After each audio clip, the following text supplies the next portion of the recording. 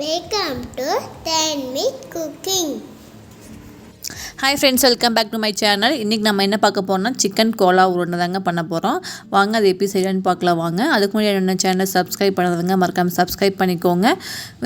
Already mutton Cola உருண்டை எப்படி செய்கிறது அப்படிங்கிறத ஒரு வீடியோ போட்டிருக்கேன். என்னோட கீழே டிஸ்கிரிப்ஷன் பாக்ஸில் லிங்க் கொடுக்க செக் பண்ணி பார்த்துக்கோங்க. வாங்க வீடியோக்குள்ளே போகலாம். போன்லெஸ்ஸாக எடுத்து சிக்கனை ஒரு 1/2 கிலோ சிக்கனை இது மாதிரி கட் பண்ணி சின்னதாக பார்க்க கட் பண்ணி வச்சுருக்கேன். இப்போ மசாலா வறுத்து அரைக்கணும். வறுக்கிறதுக்கு என்னென்ன வேணும்னு பார்த்து வந்துடலாம் வாங்க. 2 டேபிள் ஸ்பூன் எண்ணெய், 2 ஸ்பூன் கொத்தமல்லி எடுத்துக்கோங்க, 1 ஸ்பூன் சோம்பு, ஏலக்காய் 1, 1 கிராம்பு, பட்டை, பிரியாணி இலை அது 1, 3 பல் பூண்டு, 3 ஸ்லைஸ் இஞ்சி எடுத்துக்கோங்க. இந்த மசாலாவை நல்லா வறுத்ததுக்கப்புறம் தேங்காய் 2 டேபிள் ஸ்பூன், சரிங்களா, 2 டேபிள் ஸ்பூன் சேர்த்துக்கோங்க. சேர்த்துட்டு தேங்காயோடு நல்லா அந்த கொத்தமல்லி இதெல்லாம் நல்லா வதங்கட்டும். அதுக்கப்புறம் கொத்தமல்லி தண்டு இருக்குது பார்த்திங்களா, அதையும் நம்ம சேர்த்திக்கலாம். கருவேப்பிலை அதையும் நல்லா சேர்த்துட்டு ஒரு 2 நிமிஷம் வதக்கிக்கலாங்க. கொத்தமல்லி பொடி 2 ஸ்பூன் சேர்த்திக்கோங்க.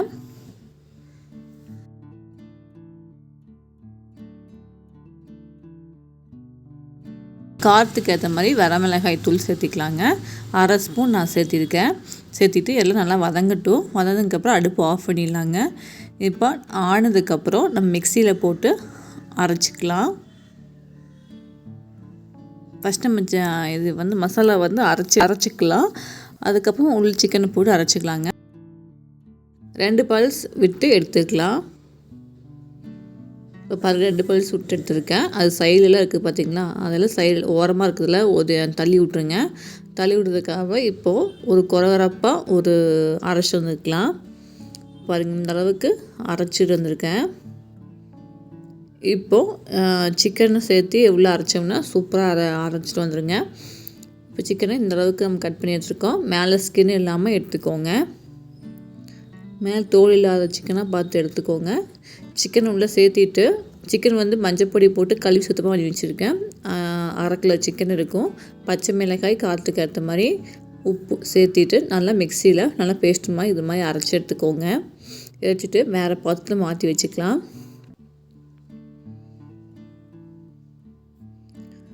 மாற்றிட்டு இப்போ இது கூட கடலை மாவு நம்ம சேர்த்தோணுங்க.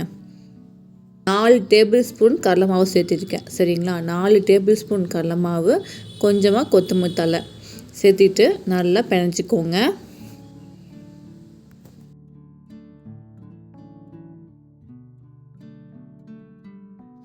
இது கூட பொடியாக கட் பண்ணி வச்ச வெங்காயம் ஒரு 1/2 வெங்காயம் சேர்த்திக்கோங்க. ரொம்ப அதிகமாக வேண்டாம். 1/2 வெங்காயத்தை மட்டும் கட் பண்ணி சேர்த்திக்கோங்க.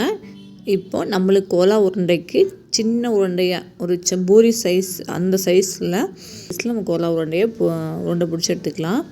ரொம்ப டைட்டாக பிணைய வேண்டாம், உள்ளே ஹார்டாக இருக்கும். இது மாதிரி டைட்டாக பிணைஞ்சிங்கன்னா உள்ளே வேகாது. அதனால் லூஸாக பிணைஞ்சிக்கோங்க. உருண்டை பிடிச்சிக்கோங்க. உருண்டை பிடிச்சிட்டு எல்லாமே இதே மாதிரி உருண்டை பிடிச்சிட்டு நம்ம பார்க்கலாங்க.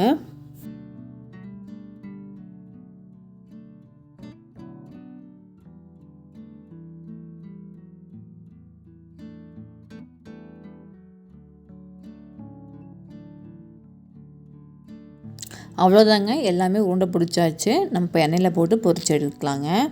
எண்ணெய் மீடியம் ஃப்ளேமில் வச்சுக்கோங்க. மீடியம் ஃப்ளேமில் போட்டு பொரிச்சு எடுத்துக்கலாம். நல்லா காஞ்சதுக்கப்புறம் ஒவ்வொன்றா போட்டு பொரிச்சு எடுத்துக்கோங்க.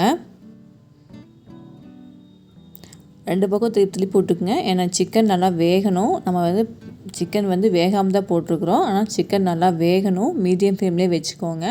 2 பக்கம் திருப்பி போட்டுட்டு சிக்கன் நல்லா வெந்ததுக்கப்புறம் ஒரு 7 நிமிஷம் நல்லா வெந்ததுக்கப்புறம் எடுத்துக்கோங்க.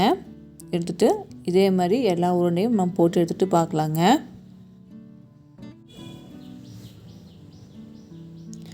அவ்வளோதாங்க, நம்மளே சிக்கன் கோலா உருண்டை ரெடி பண்ணியாச்சு.